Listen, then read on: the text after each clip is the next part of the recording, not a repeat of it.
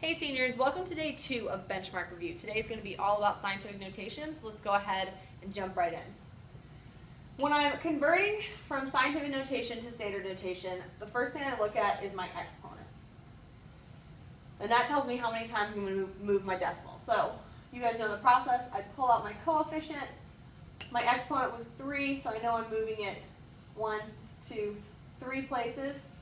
Drop off my decimal, fill in my zeros. My new number is 3,400. If my exponent's negative, I know I'm moving my decimal left because I know that this number in standard notation is less than 1. So I'm going to pull out my coefficient.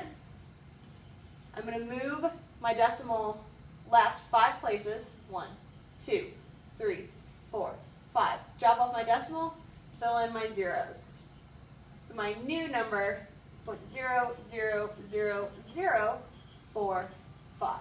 And that number is much smaller than 1, which makes sense for the negative exponent. If I'm putting numbers into scientific notation, I know that I'm moving my decimal until I get a number between 1 and 10. Let's go ahead and do that.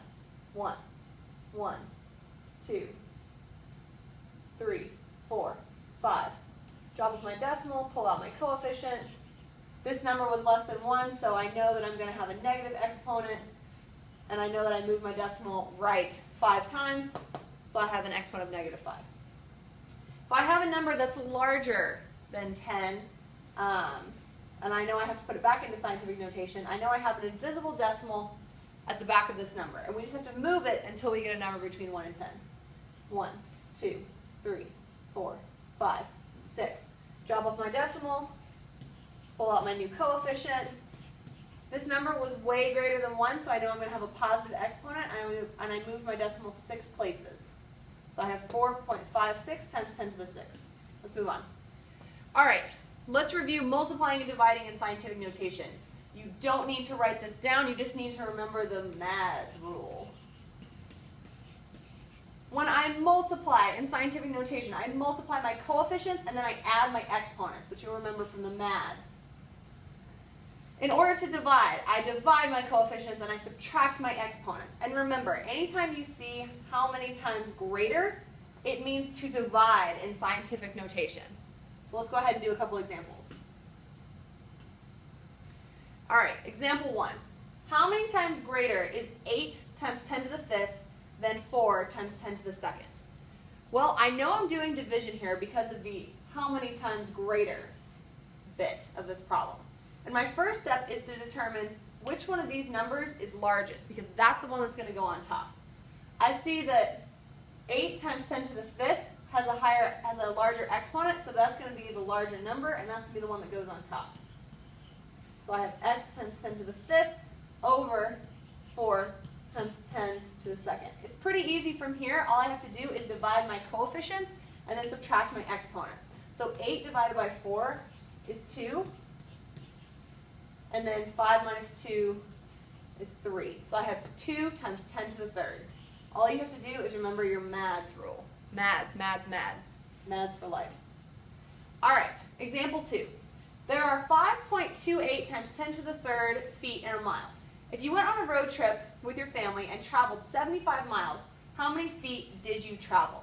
You know, I could add 5.28 times 10 to the 3rd 75 times, but that doesn't really make a lot of sense. It's much faster to multiply. Remember, if I'm doing something over and over and over again, I'm multiplying. If I'm breaking it down into tiny little pieces, I'm dividing. So let's go ahead and set our problem up. I have 5.28 times 10 to the 3rd times 75 times, this is a naked number, so I know that just means times 10 to the 0. All right, if I multiply out 5.28 times 75, I get a new coefficient of 396. And then, of course, if I multiply, I know I add my exponents, so that gives me 10 to the 3rd. However, something should be screaming out at you. Miss Abel, this number isn't in proper scientific notation, and you are right. I have to put it in scientific notation because my coefficient is not between 1 and 10. So I know I have an invisible decimal at the end, and I know I can move my decimal to the left 2 spots. 1, 2. Now I have a coefficient that is between 1 and 10. However, if I move my decimal to the left 2 spaces, I have to remember my good friend Lars. And if I move my decimal left, I have to add to my exponent. Since I moved it to the left twice, I add 2 to my exponent. My new exponent becomes 3.96 times 10 to the 5th. So the key with doing these, guys, is just to remember maths all day long. And your good friend Lars. All right, guys, that's it for me today. Let's go ahead and practice.